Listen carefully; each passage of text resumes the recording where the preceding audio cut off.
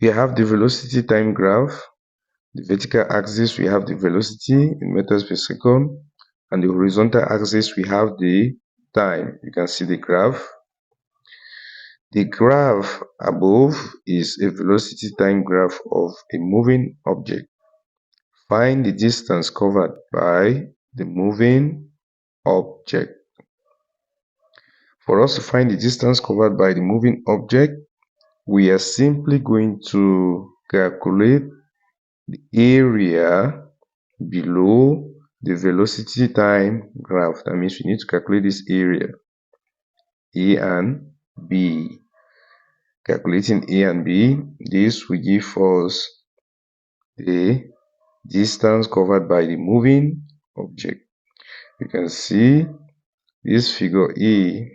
A is a rectangle with length 7, width 5. B is a triangle with base 9 minus 7, which is 2, and it has a height of 5. We are going to calculate the area of A and the area of B. We find the sum to get the distance covered by the moving object. Take solution. The distance covered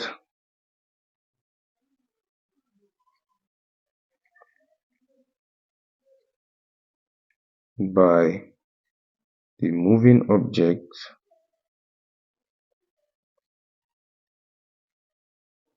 is simply equal to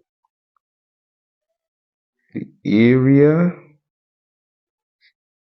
below the velocity slash time graph, and this will simply be equal to the area of A, which is a rectangle, plus the area of B, which is triangle. This will be equal to the area of A is simply the length times the width, plus the area of B, the triangle, is a half base times height, like this. And this will be equal to the length of the rectangle is 7 seconds. You put the unit,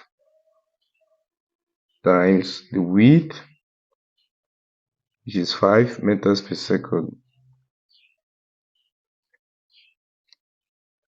plus a half times the base of the triangle, this distance from here to here. We are going to take 9 minus 7, which gives us 2 seconds, times the height of the triangle, this distance from here to here, which is 5 meters per second, all over 1. Now the next thing, we need to proceed by carrying out the necessary simplification. First thing, we are going to make use of this, of units. If we take meters per second is simply equal to meters over second as such. If we take second times meters per second, it is simply equal to second all over 1 times meters all over second as such. You see that the seconds will cancel. We will be left with meters over 1, which is simply equal to meters. Therefore, seconds times meters per second is simply equal to meters, which is a unit for distance. So this will be equal to 7 seconds times 5 meters per second. This will give us 35 meters, plus, here we can simplify, 2, we'll cancel 2 at the numerator, we'll be left with 1 second. 1 second times 5 meters per second. 1 times 5 remains 5. Seconds times meters per second gives us meters. This will be equal to 35 meters plus 5 meters, which is 40 meters. Therefore, the distance covered by the moving object is 40 meters.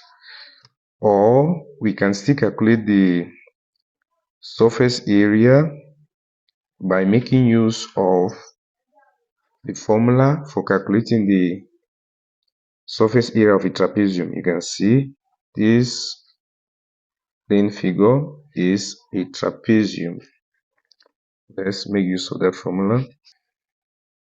Or distance covered by the moving object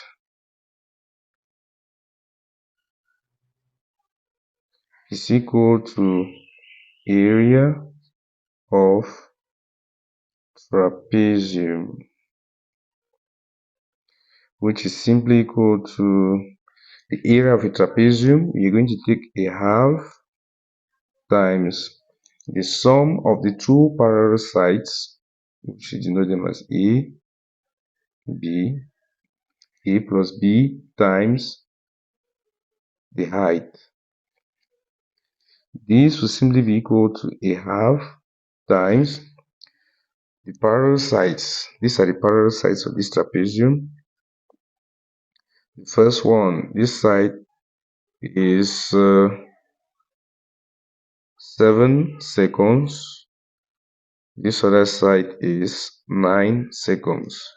7 seconds plus 9 seconds times the height from here to here, which is 5 meters per second. Put all this over 1. This will simply be equal to a half times 7 seconds plus 9 seconds gives us 16 seconds over 1 times 5 meters per second over 1. We can simplify. 2 go here 1, 2 go into 16, 8 times. This will be equal to 8 seconds times 5 meters per second. And this will simply be equal to 8 times 5 gives us 40. Seconds times meters per second gives us meters. You can see the distance covered remains the same, 40 meters. We are done with the solution. Please, if you like the video, share and subscribe to this channel. Thank you very much for watching.